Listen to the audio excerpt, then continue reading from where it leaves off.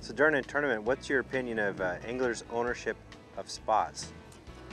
Pure respect, you know, you show the guys respect and they should show it back to you. Fortunately, we got guys that don't do that. You know, I don't like to crowd nobody, and then in return, I don't like to be crowded. But some guys out here would rather fish in your pockets they would fish in their own spot. Well, when you're fishing a spot and you decide to pick up and move, I mean, aren't you a little concerned about someone moving in on it? Yeah, it's anybody's game, man. You know, if you feel like it's that good, you probably should never leave it.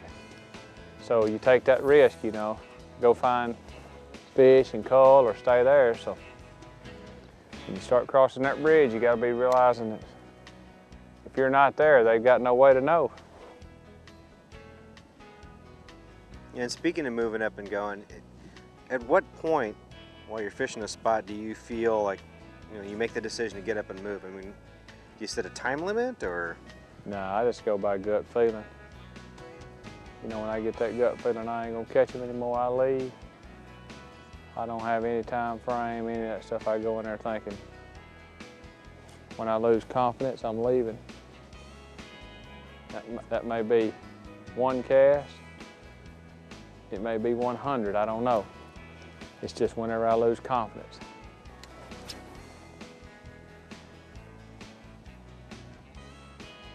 You know, so many people give themselves a time frame. Well, heck, that ain't no good. You can't set that time frame, know what condition you're under out there, so might as well just go off your gut instinct. Oh, I got him. Striper's on the move, baby. Oh, I had him again. Striper's on the move. Stripers is right in that gut. They all little because they thumping the crap out of that thing. The old white bass. Ain't no big ones in there yet.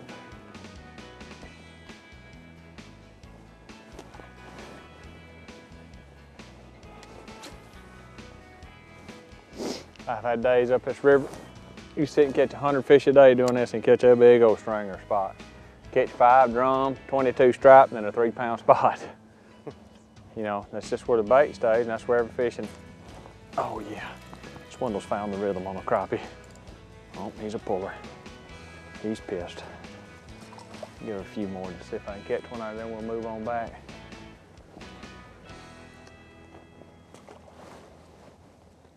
I knew when I found y'all in there, sitting in there, I was gonna catch every one of you. That water of them was too thick when I come over. I knew they was fixing to do something. They're right on the bottom. This is a little old bitty 1/8 ounce. Pop that thing like that, and they, don't, there you are right there.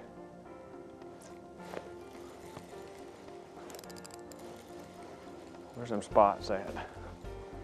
No spots. Stripers.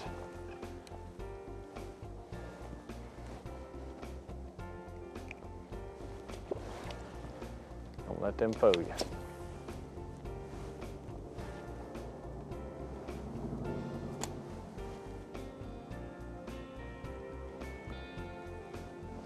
So where do you want to be in 20 years?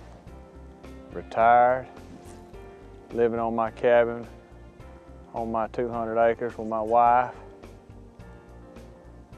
You know, maybe doing a little bit of comedy and public speaking, but totally out of it, you know. I'm not gonna compete when I'm old. You know, can't get around getting your butt handed to you every day.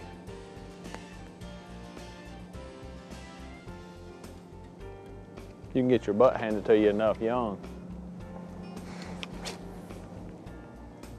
So when you're fishing a tournament and you have a bad day, how do you stay focused? Dude, you just learn after years, it's just one day, it's not the end of the year, and you shake it off and get back up, do it again. You can't, it's just too destructive if you let one day dominate you. It's just one day. I mean, the best hitters in the world get struck out. Do you have any specific advice you can give somebody who? Let it go. Don't carry it around with you for 2 or 3 days. Let it go. When you leave that weigh in, it needs to be over that day. Tomorrow's a new day. What would be, after all these years of fishing, your scariest moment on the water? Oh, it's last year when Derek Remitz had that wreck. I thought his partner was gonna die with me holding him in my damn arms. Scared me to death, dude. Guy's choking and dying. I didn't know what to do. He lived, but the day Remitz wrecked at Illinois, or Iowa, wherever we were, that's the scariest moment of my career. You see somebody tore all up, dislocated and tore apart, you know, that's when you realize fishing ain't that important. Especially when you're trying to hold him.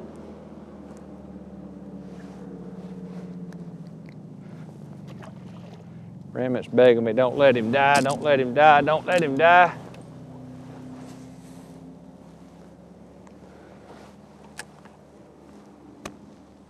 So what do you think is like the one thing that perhaps your fans don't know about you?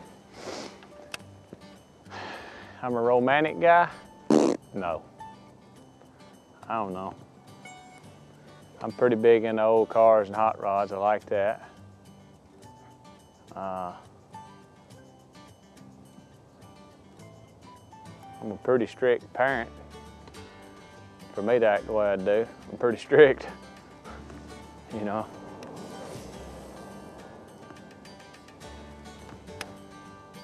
Well, what's your favorite ice cream? Butter pecan. Without hesitation. Yes, sir. Or a Chick-fil-A chocolate shake. 2 favorite desserts.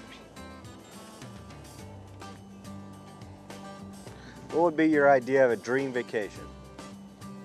Me and my wife in a hut on an island I can't pronounce. It'd be kind of nice, wouldn't it? No kidding. Well, not too long ago, we kind of got into a funk. I wonder if you was able to claw your way back out of it. That was just a little mind deal, man. You know, got down and out. Wasn't, you know, lost my brother and kind of got behind and tried too hard for about a year and just had to fight your way back out of it. I mean, just one of them deals you go through, you learn a lot from it, you know. It was a mistake. But,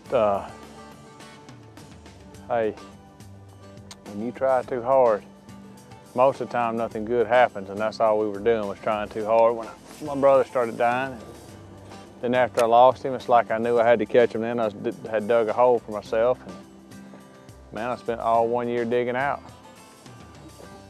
Nothing happened, but I come back in the next year and turned it around. It's just a mental thing, and getting your feet back up under you and believing in yourself. All that is. Do you do anything different now than you used to? No, I hired a mind coach, you know, coming out of it, the guy to help me mentally. I was just tearing myself down and turn some thought process around, but other than that, I just, you know, fish your instincts and go back to doing what you do best.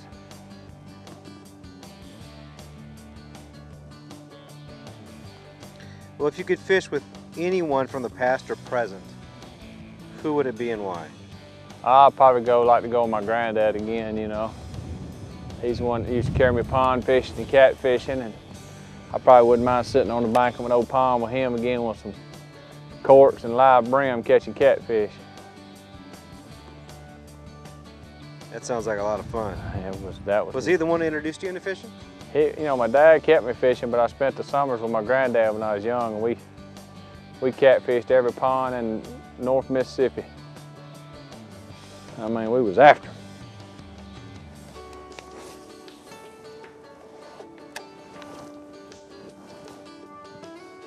Do you happen to have any fishing techniques that you feel you invented or modified or perhaps improved that nobody else knew about? I mean, I'm one of the first guys to ever start skipping boat docks with a bait caster and perfecting that skip cast. And a lot of guys done it with a spinning rod, but I was probably one of the first guys that seen it on TV doing it with a bait caster. So yeah, skipping under docks with a jig. That's probably it. So if they could bring back one old discontinued lure, what would you like that to be and why? Oh, the original wigglewort, Phantom Brown. Fish catchingest lure ever made, and the new ones just ain't as good as the old ones. Plastic's different, don't sound the same, don't run the same. Phantom Brown, old school wigglewort, baby. I'd take a boatload of them.